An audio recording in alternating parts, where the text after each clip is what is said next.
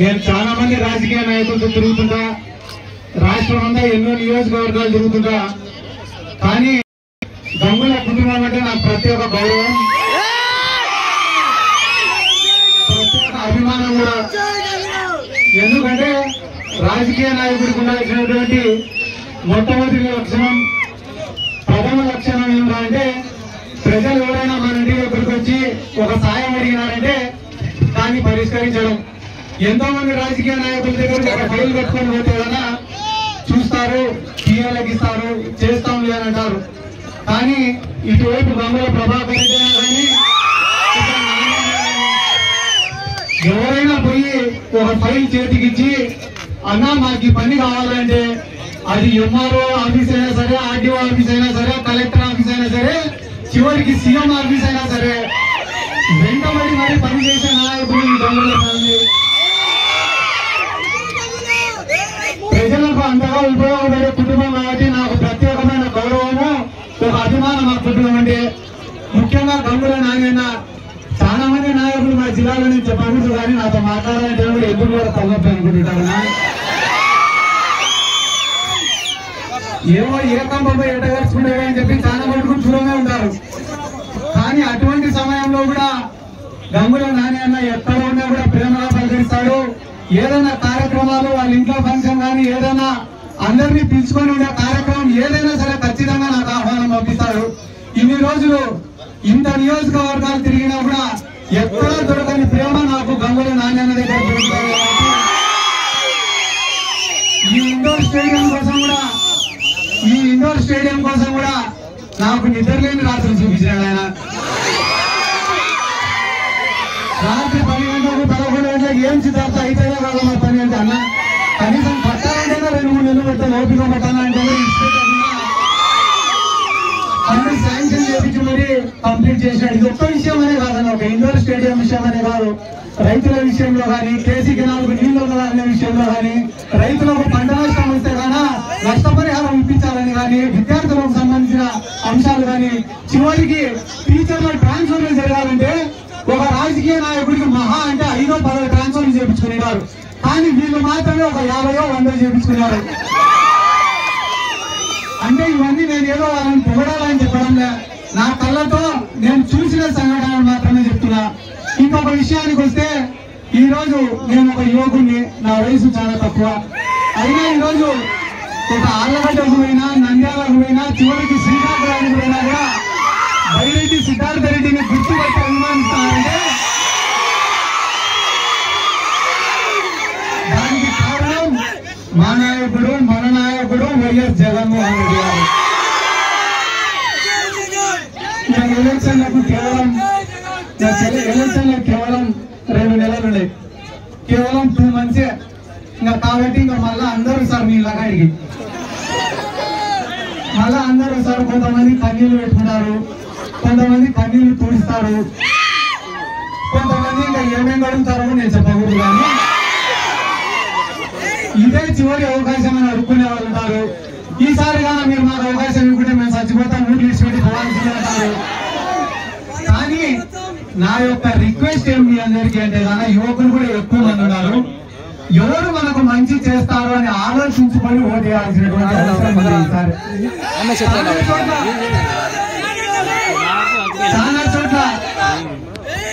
చాలా చోట్ల వైఎస్ఆర్ కాంగ్రెస్ పార్టీని ఈ మధ్య విమర్శించే వాళ్ళని కూడా నేను చూస్తున్నా.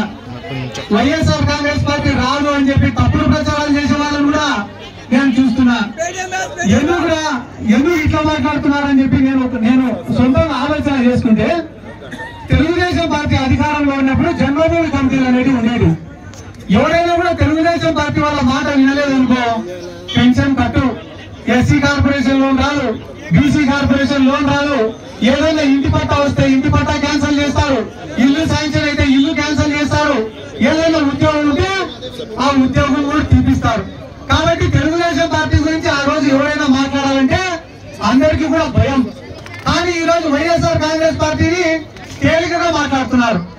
ఎందుకు తేలికగా మాట్లాడుతున్నారంటే, మేము ఎంత ఆపాలనుకున్నా, ఎంత బెదిరించాలని అనుకున్నా, జగన్మోహన్ రెడ్డి గారు చేయాలనుకునేటివన్నీ కూడా మీకు చేస్తున్నారు. కాబట్టి రేపు వీళ్ళు ఆపాలనుకున్నా ఆపలేరు లేరా అని చెప్పి చులకనగా మాట్లాడుతున్నారు. మేము కులం చూడడంలా, మతం చూడడంలా, ప్రాంతం చూడడంలా, పార్టీ చూడడంలా. ఈ రోజు మా పైన వ్యతిరేకత ఎందుకు లేదు, ప్రేమ తప్ప అంటే ఇవి ఏమి చూడకుండానే మీకు అందరికీ సహాయపడుతున్నాం, ఉపయోగపడుతున్నాం. కాబట్టి ఈ రోజు రాష్ట్రంలో ఎన్ని తిట్టినా, ఎన్ని విమర్శించినా, ఎన్ని మాటలు మాట్లాడినా రేపు పేదవాడు అనేవాడు, లబ్ధి పొందినవాడు బూత్ లోకి పోయినా గుద్దేది ఫ్యాన్ గుర్తుకే. ఎందుకంటే జగన్మోహన్ రెడ్డి గారు అధికారంలోకి వచ్చిన తర్వాత ఎవరు ఎన్ని విమర్శలు చేసినా కూడా గుండె పైన చేసుకుని ధైర్యంగా చెప్పగలిగిన విషయం ఏమరా అంటే ఈ రోజు రాయలసీమలో ఫ్యాక్షన్ అనేది లేదు, రాయలసీమలో హత్యలు అనేటివి లేవు, రాయలసీమలో దౌర్జన్యాలు అనేటివి లేవు. ఈ రోజు రాయలసీమలో ఉండేదంతా కూడా సంక్షేమ పాలన మాత్రమే. ఈ రోజు ఎన్నో కుటుంబాలన్నా పేదవాడంటే ఎట్లుండాలంటే మా ఇంటికాడికి రావాలా, చేతులు కట్టుకొని నిలబడాలా, చెప్పులు వదిలేసి నిలబడాలా, మేము చెప్పింది వినాలా అనేటటువంటి పరిస్థితులు గత పాలకులు ఉన్నాయి. కానీ ఈ రోజు అదే పేదవాడు కాళ్ళు ఎగిరేసి బతుకుతున్నాడంటే, అదే పేదవాడు పిల్లలను చదివించుకుంటున్నాడంటే, అదే పేదవాడు కార్పొరేట్ హాస్పిటల్లో వైద్యం చేయించుకుంటున్నాడంటే దానికి కారణం ఒకే ఒక్క నాయకుడు, అది వైఎస్ జగన్మోహన్ రెడ్డి గారు మాత్రమే. ఇంకా ఎలక్షన్లు దగ్గరికి అయినాయి కాబట్టి అన్ని పార్టీలు ఒకటేనా. మామూలుగా అయితే మా నియోజకవర్గంలో కూడా కొంతమంది నాయకులు ఎప్పుడైనా కూడా ఇంట్లో నుంచి బయటికి పోతుంటే వాళ్ళ భార్య ఎదురయ్యి ఈ రోజు పార్టీ కండువా చేతికిచ్చి జాగ్రత్తగా పోయిరానాయన, ఏ ఇబ్బందులు లేకుండా ఇంటికి తిరిగి రానాయన అంటాయింది. కానీ మా నియోజకవర్గంలో ఒక ఆయన బయటికి పోతే కానీ వాళ్ళ భార్య పెద్ద కన్ఫ్యూజన్. ఎందుకంటే ఏ కండువా అయ్యాలో తెలియదు, రోజు పార్టీ ఒకటే కుటుంబంలో 10 మంది 10 పార్టీలలో ఉంటారు. కాబట్టి ఇటువంటి కన్ఫ్యూజన్లలో కూడా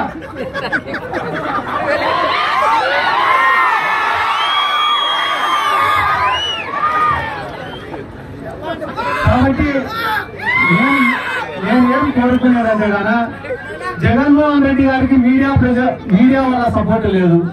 జగన్మోహన్ రెడ్డి గారికి మోడీనో కాంగ్రెస్ పార్టీనో ఇంకొకరినో అడుక్కోవాల్సిన అవసరం లేదు. సినిమా వాళ్ళని తెచ్చి క్యాంపెయినింగ్ చేయించుకోవాల్సిన అవసరం లేదు. మన బండికి మనమే ఓనరు, మనమే డ్రైవరు. మన పార్టీకి పబ్లిసిటీ చేయాలన్నా, మన పార్టీ కోసం పనిచేయాలన్నా అన్ని కూడా మనల్ని స్థాయిలో నిలబెట్టింది కూడా ఒకటే ఒక్క బ్రాండ్, అది వైఎస్ జగన్మోహన్ రెడ్డి గారు.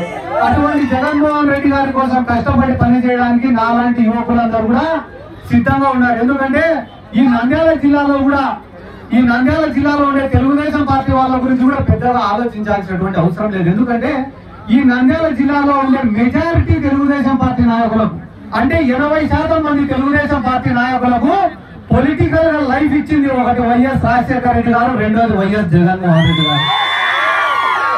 ఎక్కడెక్కడ ఉండే వాళ్ళకందరికీ కూడా తీసుకొని వచ్చి ఆయన ఎమ్మెల్యేలను చేసినాడు, మంత్రులను చేసినాడు, పెద్ద పెద్ద స్థాయిలో కూర్చోబెట్టినాడు. కాబట్టి అటువంటి వాళ్ళు కూడా మా నియోజకవర్గం జోలికి వస్తే జీవిత ఖైదు అంటే లైఫ్ అనుభవించి, మర్డర్ కేసులో లైఫ్ అనుభవించిన వాళ్లకు కూడా క్షమాభిక్ష పెట్టి మళ్ళీ రాజకీయ జీవితం ప్రసాదించింది కూడా వైఎస్ రాజశేఖర రెడ్డి గారు, వైఎస్ కుటుంబం.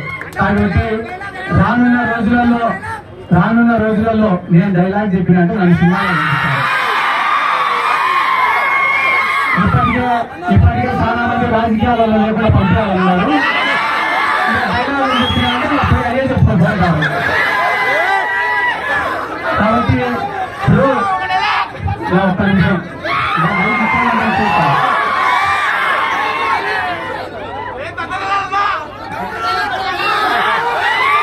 ఒక్క నిమిషం ఏమంటే ఆడదాం ఆంధ్ర అనే కార్యక్రమం కూడా దాదాపుగా 120 కోట్లు ఖర్చు పెట్టి ఆడదాం ఆంధ్ర అనే కార్యక్రమం కూడా చేయడం జరిగింది. జగన్మోహన్ రెడ్డి గారు ముఖ్యమంత్రి అయిన తర్వాత ఎవరినైనా ఆలోచించుకోమని చెప్పండి, రాజకీయ నాయకుడు అనేవాడు ఎట్లుంటాడు అంటే కేవలం ఎలక్షన్ల ముందరనే ప్రజల్లోకి వస్తాడు, ఎలక్షన్లు అయిపోయిన తర్వాత కనపడడు అనే ఒక అపోహ ఉండేది, ప్రజలకు అందరికి కూడా ఒక అభిప్రాయం ఉండేది. కానీ జగన్మోహన్ రెడ్డి గారు ముఖ్యమంత్రి అయిన తర్వాత గడప గడప మన ప్రభుత్వం అని చెప్పి ప్రజల్లోనే, జగనన్న సురక్ష అని చెప్పి ప్రజల్లోనే, జగనన్న ఆరోగ్య సురక్ష అని చెప్పి ప్రజల్లోనే, వై ఏపీ నీట్ జగన్ అని చెప్పి ప్రజల్లోనే, జగనన్నే మా భవిష్యత్తు అని చెప్పి ప్రజల్లోనే, ఇప్పుడు ఆడదాం ఆంధ్ర అని చెప్పి ప్రజల్లోనే, రేపు మేనిఫెస్టో తీసుకొని మళ్ళీ ప్రజల్లోనే. 24 గంటలు ఆఫీస్ లో అన్నా ఉండాలా లేదా ప్రజల్లోనే ఉండాలా, లేకుంటే కానీ ఏం టికెట్ ఉండదు. ఏముంది లేదు జగన్మోహన్ రెడ్డి చూడటంలే అంటే ఏం లేదు కడుపు చేసుకొని పడుకోవాలని ఏం లేదు అంటే అంటే మళ్ళా ఒక్కొక్కరి పైన ఏం ఒకరు అనుకుంటారు 10 సర్వేలు పెట్టారు మా సార్ ఏం పట్టించుకోవడం లేదు అనుకుంటే పాపం ఇప్పటికే చాలా మంది ట్రాన్స్ఫర్ అయినా. కాబట్టి జగన్మోహన్ రెడ్డి గారు అంత ఖచ్చితంగా ఉన్నాడు. ఆయన చెప్పిన మాట అంతా ఒక్కటే, మాకందరికీ చెప్పిన మాట అంతా ఒకటే. అధికారంలోకి వచ్చిన మొదటి రోజు నుంచి నేను పనులు చేసిన, సంక్షేమ పథకాలు అనేటివి అమలు చేసిన, ఓట్లు అనేటివి నేను కట్టగట్టి పెట్టిన. మీరు చేయాల్సిన పని అంతా నేను కట్టగట్టి పెట్టిన ఓట్లను బూతులోకి తీసుకొని పోయి వేపియండి. అంటే ప్రజలకు మనం చేసిన పనులు ఏంటి అనేటివి వివరించి చెప్పండి అంటున్నాడు. ఇంకొక 10 రోజులే అన్న, 10 రోజులు అయిపోయిన తర్వాత జగన్మోహన్ రెడ్డి గారు మేనిఫెస్టో ప్రవేశపెడతాడు. ఆ మేనిఫెస్టోలో రైతు రుణమాఫీ పెట్టాలా, లేకుంటే అమ్మఒడి ఇద్దరికి ఇస్తానని చెప్తాడా, ఇంకా ఎంతమంది ఉంటే అంతమందికి పెన్షన్ ఇస్తా అని చెప్తాడా, లేకుంటే కానీ రైతు పెట్టుబడి కింద 20,000 రూపాయలు ఇస్తా అని చెప్తాడా, ఏం చెప్తాడో, సిలిండర్ల పైన సబ్సిడీ ఇస్తా అంటాడా, లేకుంటే కానీ ఉచితంగా సిలిండర్లు ఇస్తా అని చెప్తాడా, లేకుంటే కానీ అందరూ బస్సులు ఉంటే ఇబ్బంది కానీ ఇట్లా ఏం చెప్తాడనేది తెలియదు. కానీ ఒక మంచి మేనిఫెస్టోతో ఇంకో 10 రోజుల్లో మన ముందుకు రాబోతున్నాడు. ఒక పక్కన జగన్మోహన్ రెడ్డి గారు చెప్పిన మేనిఫెస్టో, ఒక పక్కన చంద్రబాబు నాయుడు గారి మేనిఫెస్టో, రెండు ముందు పెడితే కదా అది ఆమె చిన్న పిల్లోడిని ఎత్తుకుని చూడు,